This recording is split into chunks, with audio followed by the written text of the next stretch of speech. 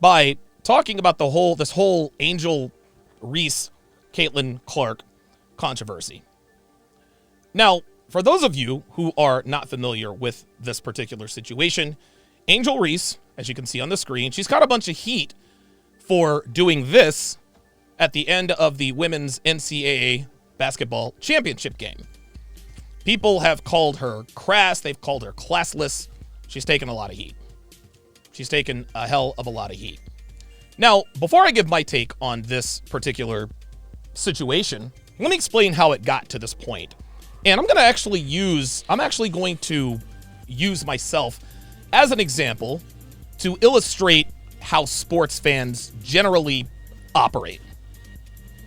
Anytime we see something in sports that's just a little bit different, something that is rarely or never seen before, we tune in. We're intrigued by the unusual happening. A good example of this is, of course, Jeremy Lin. Jeremy Lin is an Asian American basketball player who took the NBA by storm for a few magical weeks during the 2011-2012 NBA season. It was something we'd rarely seen before, an Asian dominating in the NBA. The other player was Yao Ming, who was in the Basketball Hall of Fame, but nobody had ever seen or experienced anything like Linsanity. Now, Jeremy Lin captivated the world with his seemingly overnight and meteoric rise through the NBA ranks, and it was one of the coolest sports stories of my lifetime, if I'm being honest. Right? I think there's a documentary about it somewhere. I'm fairly certain it's probably called Linsanity, but don't quote me on that. Anyway, Lin broke the mold in many ways because he was something different. He was only the second Asian player of note that we have seen that not only played in the NBA, but actually thrived, right? Every time he was on TV, I was going to watch because, again, I was seeing something different. PK Subban also comes to mind. PK Subban is an African-American retired hockey player who is obviously black. Now, granted, there have been other black players in the NHL. Anson Carter comes to mind. And, of course, Grant Fuhr, who is regarded as one of the greatest players in NHL history, as the goalie who was the backbone of the Edmonton Oilers dynasty back in the 1980s. Fuhr was on a team, he was on an all-star team, littered with Hall of Famers, with Wayne Gretzky, who is the greatest player in NHL history, Mark Messier, Hall of Famer, Paul Coffey, Hall of Famer, Marty McSorley, the list goes on and on. Grant Fuhr was not only the first black player to win a Stanley Cup, he ended up with 5, and he is also the very first black person ever to have been inducted in the Hockey Hall of Fame. The Edmonton Oilers were must-see TV, obviously because of the dynasty they created, winning 5 of 7 Stanley Cups in a 7-year span. But another reason they were so intriguing is because they had a black man as their goaltender. No one had ever seen this before. Now, the best example that I can think of in my lifetime in terms of breaking the mold in sports is none other than Eldrick Tiger Woods. For those of you who are old enough to remember, we all remember when Tiger Woods was a global superstar of epic proportions. He was the world's most popular athlete for a decade plus. It all started with his record-breaking performance in 1997 by winning the Masters at the tender age of 21. That was the genesis of one of the most incredible stories of the 20th and 21st century. The reason it was so intriguing is because Tiger Woods is black. A black golfer dominating the tour is something that we'd never seen before and probably will never see again. Persons of every race tuned in on Sunday afternoons to watch Tiger strutting confidently around the course in his customary red Nike shirt, which essentially told everyone, game over, drive home safely, thanks for flying American. Jocelyn Alo, a college softball star who is also in this arena, albeit to a lesser degree. She was a Polynesian power-hitting softball player who hit home runs at an unprecedented rate. She got me to a television anytime the University of Oklahoma softball team was on television. Well, gentlemen, we've got another example of this sports intrigue, and this time, it's in women's college hoops. I have never, and I mean never, intently watched women's college basketball or WNBA for obvious reasons, but this season was an exception. And that reason was because of Caitlin Clark. Caitlin Clark, for those of you guys who are not sports-minded, she is the point guard for the University of Iowa's women's college basketball team, And to say that she is must-see TV is a gross understatement. This chick is a straight-up assassin who has been called the Stephen Curry of women's basketball, and for good reason. She is a sniper from the outside, and she routinely hits NBA range threes all day long. Doesn't matter who's on her, she'll hit threes from anywhere on the court. Iowa, the University of Iowa, they made an unprecedented run to the Final Four behind the sharpshooting of Caitlin Clark. They upset the heavily favored University of South Carolina Gamecocks, who were, at the time, undefeated and the defending champions, to get to the title game against LSU. Now, Iowa ended up losing to LSU in the title game, but toward the end of the game, Angel Reese then taunted Caitlin Clark, and I'll get into that briefly. But the reason I watch Caitlin Clark is because she's different. She is a white woman dominating a game primarily dominated by black women, at least here in America. It's as intriguing as Grant Fuhr back in the 80s, Tiger Woods in the 90s and early 2000s. I'll even go as far as to say that Danica Patrick finishing fourth in the 05 Indianapolis 500 was probably also maybe in the same ballpark. So when a white girl comes along and she shows the kind of consistent range that Caitlin Clark has, and then upsets the undefeated number one team in the country, who is also the defending champion, the world is going to notice, and notice it did. I was among those who noticed, because for the first time in my life, I actually made it a point to sit down and watch a women's college basketball game on purpose. But let me rewind back to 1997, if I may. The year Tiger Woods won the Masters in historic fashion, and putting the world on notice about what was about to happen for the next decade and a half. A fellow PGA golfer by the name of Fuzzy Zeller made comments about Tiger and what he should serve at next year's Masters dinner should Tiger hang on and get the W. Here is a clip of what Mr. Zeller said. He's doing quite well. Pretty impressive. Little boy's driving it well, he's putting well. He's doing everything it takes to win. So you know what you guys do when he gets in here? Pat him on the back, say congratulations, enjoy it, and tell him not to serve fried chicken next year. Got it. All right. Or collard greens, or whatever the hell they serve. He's doing quite well. Obviously, that is a regrettable take on his part, but his First Amendment rights guarantee him freedom of speech. That doesn't mean freedom from consequences, as Mr. Zeller quickly learned. So now you're probably asking yourself, okay, Donovan, what does Fuzzy Zeller have to do with Caitlin Clark? I'm glad you asked. Stay with me, gentlemen. You see, Fuzzy, like many other PGA golfers at that time, they didn't really take too kindly to a 21-year-old black kid kicking their asses up and down Augusta National. They were haters. They hated on Tiger because he was new, he was different, and likely because he was black. He took over the PGA by storm and didn't relinquish his grip on golf until his ex-wife Elin Nordegren famously put her golf club through his window, and we all know how that ended. Well, and stay with me, Caitlin Clark is Tiger Woods and Angel Reese is Fuzzy Zeller. Let me repeat that. Caitlin Clark in this situation is Tiger Woods and Angel Reese is Fuzzy Zeller. Fuzzy was simply echoing the sentiments of other golfers on the tour as well as himself when he made that crack about fried chicken and collard greens.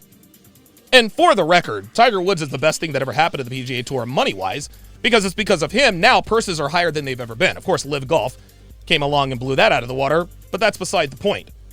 Well, Angel Reese echoed the sentiments of the kinds of black female basketball players who like to trade in racism. Some would even argue that Reese was simply carrying the flame started by University of South Carolina coach Dawn Staley, who indirectly indicated that the University of Iowa coach Lisa Bluter made a racist comment when Coach Bluter described rebounding against a much bigger and much more physical South Carolina team as being in a bar fight. It was a benign analogy that had nothing to do with race and everything to do with giving credit to South Carolina's physicality in the low post and on the glass. Here is what Coach Bluter said. Described it to me as you're going to a bar fight when you try to get into a go rebound. Let's listen again. They're just so good. Described it to me as you're going to a bar fight when you try to get into a go rebound against them. They're just so good. Described it They're just so good. And here is how Dawn Staley replied to that comment. Other coaches, your colleagues, have sitting in that spot and talked about you all being bullies. What's the truth about your team? The truth about our team, okay? It's a good question, okay? We're not bar fighters. We're not thugs. We're not monkeys. We're not street fighters. This team exemplifies. Coach Bluter was simply giving credit where credit was due. She was giving credit to the University of South Carolina for being dominant down low. She said it herself. They're so good. So how the hell did we go from rebounding against them as like being in a bar fight to we're not bar fighters, we're not thugs, we're not street fighters? Well, most of it came from a conversation that Dawn Staley claims happened in the national sports media and got back to her. Allegedly, someone told her that a few sports writers called the University of South Carolina women's basketball players thugs, hoodlums, and monkeys. The problem with that is that Staley didn't name names. She didn't name names. If someone really said this, then why not call them out or put the name to the accusation? Why make a statement but not divulge who said it? Right? Guys, listen. I'm just going to say what most people are afraid to say. I'm just going to say it, guys. South Carolina didn't like Iowa because they're a white team. Plain and simple. Their starting five, all white. Their star player, white. Their coach is white. And they come from a state where I assume black people probably aren't even cracking the double digits in terms of the percentage that live there in that state. That's what this was, guys. Angel Reese taunted Caitlin Clark because Angel Reese doesn't like that a white woman is dominating a sport that is normally dominated by black women. Now, some might say, but Caitlin Clark did the same thing. No, she didn't. Not even close. Not even close. She was making the "you can't see me" gesture toward her bench as she was walking off the court after a timeout again against Louisville. There wasn't a cardinal in sight. There was not a cardinal in sight when Caitlin Clark did the "you can't see me" gesture. Yes, she does play with flair, but she doesn't direct it at anybody, as Caitlin describes it right here. Shrug. Here's the shrug. We got, well, this is new, like right here. You getting it? No, I don't like to do it. I wasn't doing it to other people. I was doing it to one of our coaches. Like, I was like, not the coach. I'm not face. No, our coach. I'm not face. Right here. That was before she even played against South Carolina in the Final Four.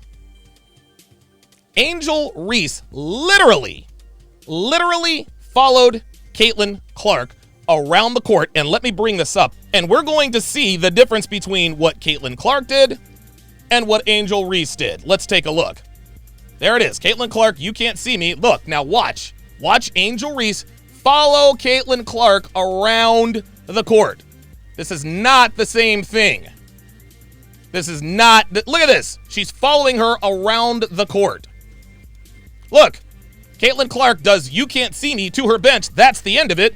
Angel Reese is following Caitlin Clark around, trying to get into her face. Gentlemen, that was not the same thing.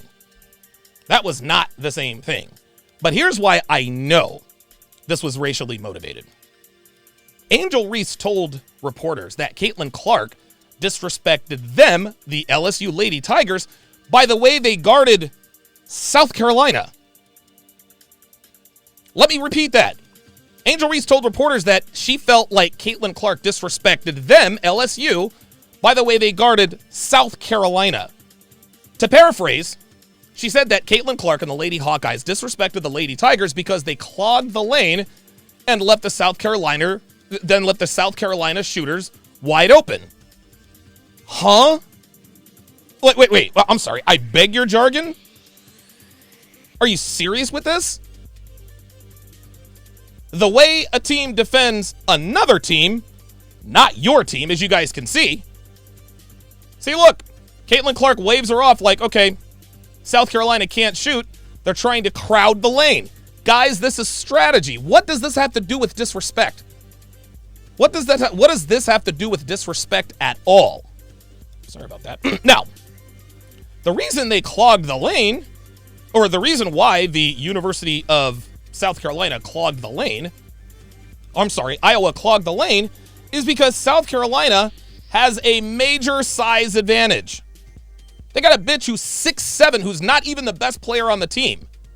South Carolina also has Aaliyah Boston, who is this year's likely #1 overall pick in the WNBA draft, along with the rest of their huge lineup. Iowa wasn't disrespecting LSU. They drew up a game plan that gave them a chance to win. And that plan was to leave the South Carolina shooters open so that the Iowa defenders could double and triple team the bigs of South Carolina. It had nothing to do with disrespect. Coach Bluter was trying to win, and that's exactly what they did. That flimsy excuse to justify her behavior is why I know this was racially motivated. Because I'll tell you this. If Caitlin Clark was, say, Lakeisha Clark, Angel wouldn't have done that.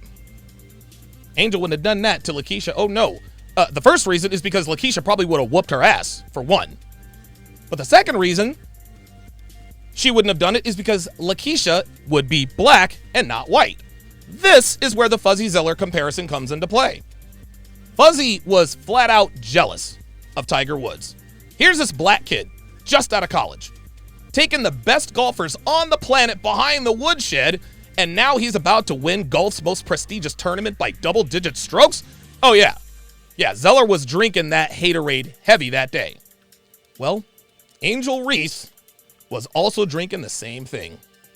You better believe it. She was flat out jealous that a white girl was getting all the praise in the sport. By the way, this year's Naismith Player of the Year, Caitlin Clark, was won by Aaliyah Boston last year.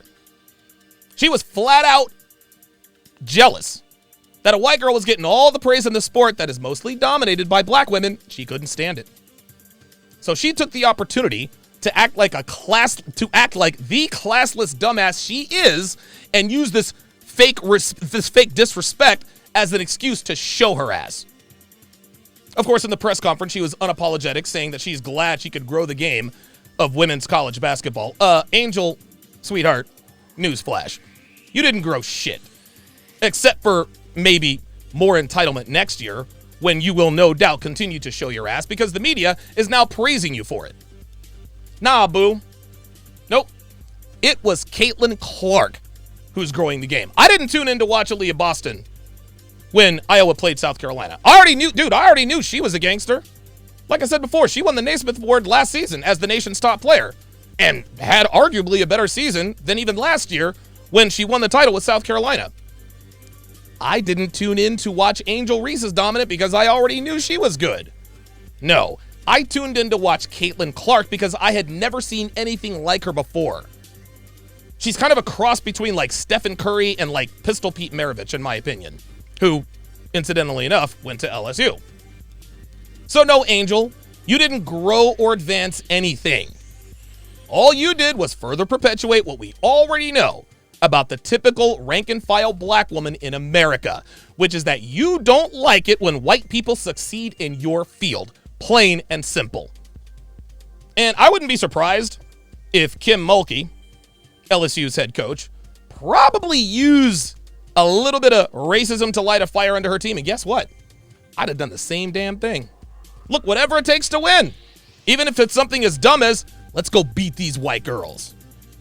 Let's go show the world that white girls ain't got nothing on us. But Angel Reese's antics in the waning minutes of the title game didn't do any favors in terms of their overall image, and I can't say I'm a bit surprised. And that is the memo.